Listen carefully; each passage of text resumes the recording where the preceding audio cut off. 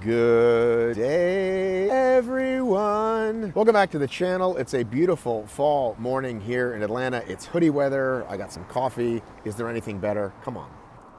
Yesterday, I was going to have a call with Maggie and with Amelia, texting back and forth. Hey, can we talk? Let's talk today. And they said, hey, can we get Sarah too? And I thought, absolutely, Sarah. This was her first time ever at Biggs, and she got 200 miles. That's 48 hours in a row. But it was really great. And there's an entire podcast to listen to on our channel that'll be up either later today or tomorrow. But in the meantime, you can get a nice 20-minute chat of these three gals. I think we come in about the part there, hitting the wall. When I hit the wall, I hit it hard, unfortunately, this year. I think last year it was kind of a slow death. This year was more of a like feeling good, feeling good, feeling good. All of a sudden, like nausea, puking, can't pull myself back together, like type of thing, you know? And so it came like the wheels came off in rapid succession. And so, I mean, it wasn't exactly how I wanted to plan, but that's like such the tricky thing about, and the genius thing about Bigs is that any other race, if I had given myself like 30 minutes to sit down, like cool, I got rapidly overheated, cool down, get my body core temperature down, like I could have been like, okay, and push on and give up and go. But you can't do that. You have to be really good at triaging in like little doses. And I think another thing that works against me is like, I'm a super emotional person and I'm like, you can't do like watching Courtney and like how mechanical she is. And I'm sure she had shit falling apart everywhere at times, but like it would never register on her, you know? And it was just like so mechanical. And I think for me, I probably my greatest enemy is my head because I'll like get into those spaces and then just not being able to pull myself out of it in time to like regroup for the next loop, you know? And I mean, I've been like that in every race that I've done. You've seen me through World's Toughest Mudders, like crying miserably, but like I can do that on my own time. I Right. need to cry it all out for 30 minutes and then I'm good and I'm ready to go. But you know, you're on Laz's clock here. And I think that's what's so genius about this actually. And how about you, Sarah? How did your end come, I guess? Oh, I had a few good cries during out there, and like the first night, like hour 23, I cried on Aaron, like to him. So he was victim number one. I'm like, I'm just so lonely. I think the biggest thing for me is the emotional mental game, same as Amelia, um, and just that loneliness out there is rough. So something I'm gonna work on or be aware of now for next time. Because the Hopefully. laps are just so lonely. Yeah, I mean, everyone kind of just zones in and does their own thing, plugs into their music, and goes their own pace. So you're kind of spread out. And that road, there's nothing to look forward to. On the trail, you've got different things that you can kind of set your mind to. So every 3, 4, 5 minutes, you've got something, landmarks. Out on that road, I was looking for poles or just something to like set my focus on so that I could just, you know, break it up. But there's nothing to break it up. There's like one light in the middle of the thing, and it just keeps getting further and further and further away. It feels like no matter how fast you run. So yeah, I don't know. I cried it out the first night, and then the next lap, the sun comes up, so you feel better. And then the second night, same thing, started to hit a real low in the middle of the night, and I just could not get out of it from like lap yard 41 to the end. I didn't want any more of that night because I hated it the first night. Going into this another night, I'm like, I just need to feed off of people, and that's something that is my weakness. Because if I don't have people, I'm like nobody. I can't do it. I can't do it alone. Some people are, like you were saying about Courtney being mechanical, and Maggie just seems like a brick, unstoppable force, and you guys just don't show what you're really going through, and I'm just wearing it on my sleeve. Like, I think Laz during one of the night loops posted about me making animal noises because I was just like so fed up of that stupid road. I'm like, give me a curve, give me something to look forward to. This road is torture. But I feel like ultras by nature, even point to point, is like you're going to be alone a lot, right? I don't know. Maybe I just felt really, really lonely. I don't know. Usually I run my ultras or my big races like that with my husband or with friends. So usually we stick together. I haven't actually done a whole lot of racing independently, so this is new to me. My favorite part is like I was laying in the tent, I think just catching a nap on the second night at like hour like 47, and I hear Sarah screaming at the top of her lungs after the bell goes.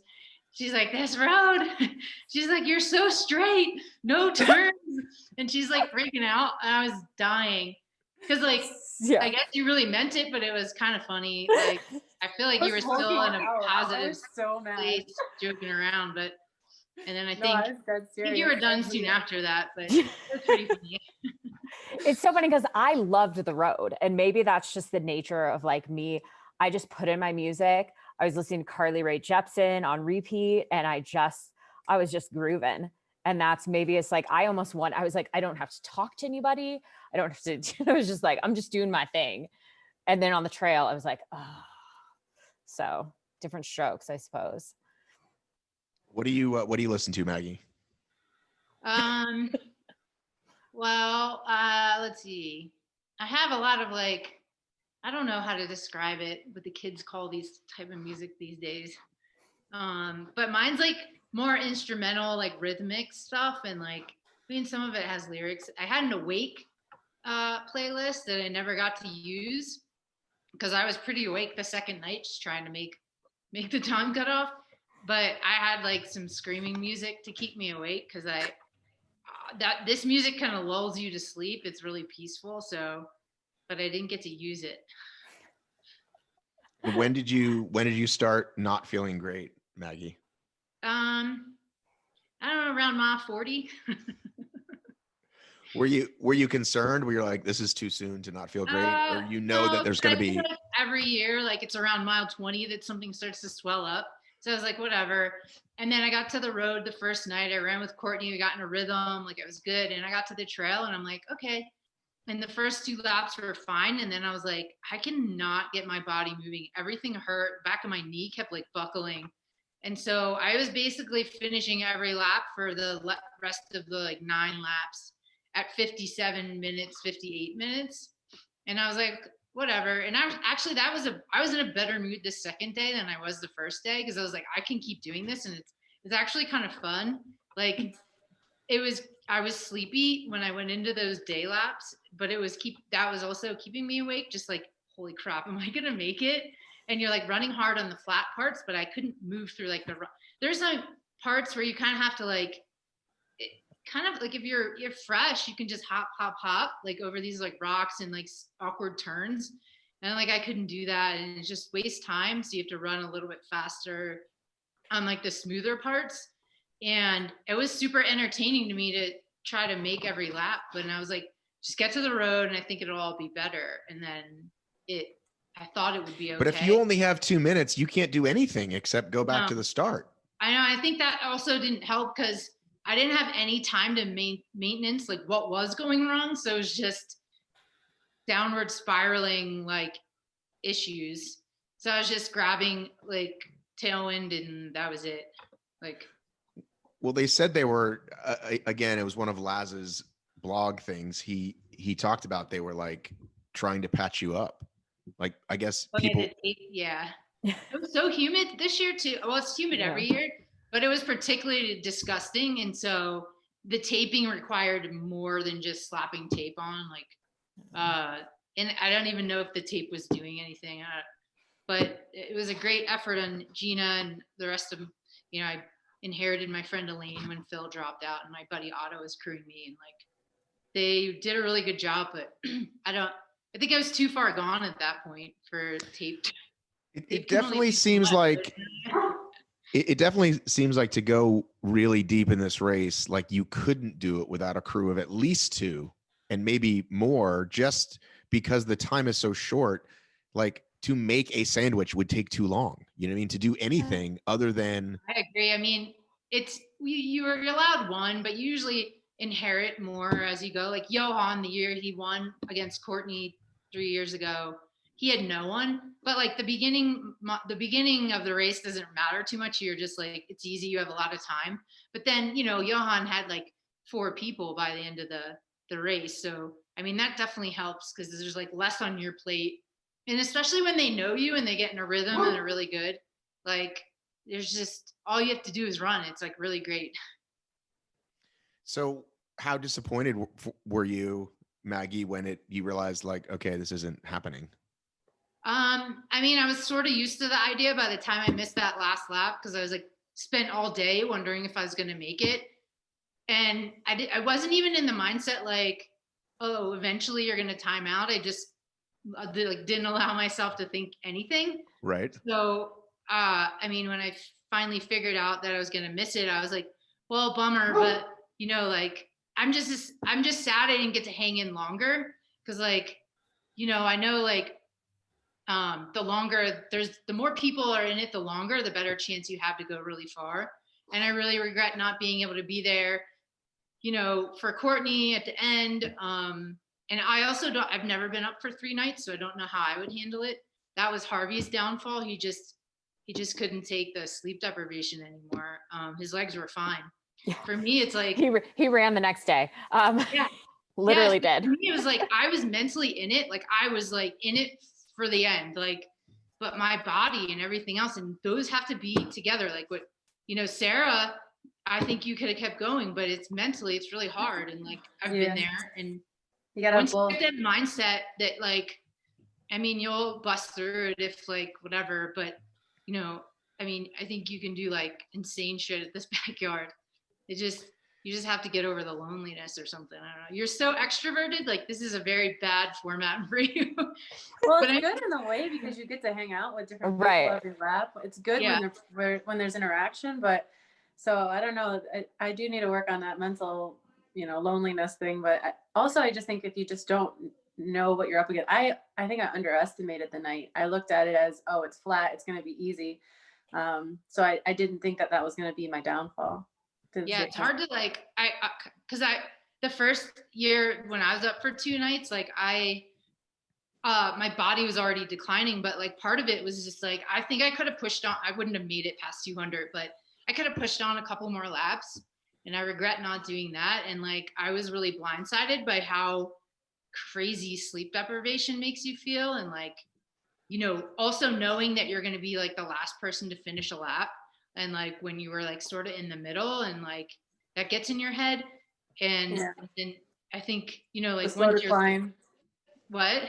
You start to sense the slow decline, and then you start to doubt yourself, and you start that insecurity creeps in. And I think coming into it as like the newbie, the rookie, I looked up to you guys and all your experience, and thought, I was pretty intimidated from the get-go of like, oh, there's no way I can compete with these guys. I mean, it was just last year that I was, fangirling over it, the race, and just geeking out in awe of what you were able to accomplish.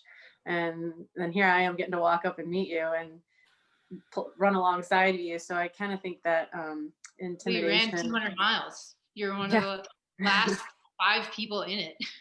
That's true. Now you are the big dog, so watch out. Yeah, that's right. I'm gonna follow you and stalk you on the trail next year. So yes, Sarah, listen. She's gonna fangirl you next year. Watch out. You should have seen how Maggie was like, Maggie's so not good at accepting compliments, and she's like, hey, can we change the subject now? I was totally geeking out over it. I was like, oh my God, I love you guys. So Pam Smith is like this ultra running idol of mine. Since I started ultra running, I saw this cover of her in ultra running magazine. She had won Western States. She's like a normal person. She's a doctor. She has a job, and like she won Western States. And I always thought she was like the coolest. And I finally got to meet her, and I definitely fangirled her. And now we're friends. And like I talk to her all the time, but like, I did the whole take a picture with her, and I was like all shy. And I told her, I was like, I think I've made it. I was like, this girl, Sarah Moore, I was like, she fangirled me. I'm like, it's full circle, Pam. You don't understand. I took my first picture with you and you didn't even know it. It was like one of those selfies. How Like, crazy. look who's here! Maggie's I here! was like, guys, look who's in the picture. She's in the background, like talking to someone else. Well, listen, Sarah, I can Amazing. I can relate. I'm a heart on my sleeve guy. I'm a super emotional guy, so I can totally relate. So maybe you just, your husband drops you off somewhere, like, you go hike a mountain overnight or something and just get used to those lonely hours. Yeah, I got some things that I'm gonna practice for sure, but I think also just having done it now and having a little more confidence helps. And I don't know, having Maggie take the piss out of me when I finish, and she goes, "Well, this race just got a lot classier," and I'm like, "What?" It's like, "Cause you're not in it." Yeah. Wow. All right. So when you were approaching 200, was it one of those things that's like, if I I keep made feeling, myself a deal. I'm like, I'm done. I'm yeah, not going on. okay, I like when, slow rolled the last lap because I knew if I got in with time, my crew was gonna talk me back into another one. And I was so pissed off at the whole thing. I was like, there's no way I'm going on. so when had you made that decision then? At 41. So 41, you said, if I make it to 200, I'm done. Yep. And And then To at push like on that far though. I mean, Yeah. there was 3 hours left, I think, and I think we were both crying in the tent. My husband too. He was just so emotional. I think from the being up for 2 nights in a row, and he's like, "I'm just so proud of you," and I'm like, "Stop! You're gonna make me cry." I'm crying for other reasons, but now watching him like all, it was kind of cute. But I was imagining you were going to say like mile 170. You said that to yourself? Like you really like that's how many days is that? Of 41 to 200 is a lot. No, 41 41 hours. 41 Oh, hours. okay. I So thought you meant 41 7 hours. I thought you Yeah. meant 41 miles. So I gave it a meant good solid hours. work day of thinking Yeah. about it. Yeah. That's true. Okay. So you get right. So you gave it 8 good hours of like, all right, this is if I can make it. Okay. Well, I just figured they always say if you can make it to the night, you can make it through the night. So I was like, I got to make it through the night. And I knew that well, at one point I thought I was going to time out because I just was feeling like I was going so slow. And when you're used to getting in good times and then all of a sudden you're slowing down, it starts to eat away at you and your I don't know, mentality, your confidence. And I also thought, I'm not getting sleep. Like I was watching everyone else getting in ahead and able to, lay down and sleep, but I wouldn't have time for sleep. And maybe, I don't know, forcing that was putting too much pressure on myself. Can you guys explain to people how one gets like 4 minutes of sleep or 6 minutes of sleep? I would explain, but I've never been able to do it. So Well, you come in at say 47 minutes, you lay down, and then you tell your crew to wake you up in 7 minutes, and then you get up and then you eat, and then you get back in. But you can't do that if you have 58 minutes, 57 minutes. So yeah, I mean, that's what I was thinking. I was trying not to think about it, but when I was going slow on those laps, I'm like, okay, can I maintain this? Because I couldn't run down the hill. There's one hill. It's the steepest part of the course. It's on the road, and my calf was in this knot that wouldn't release.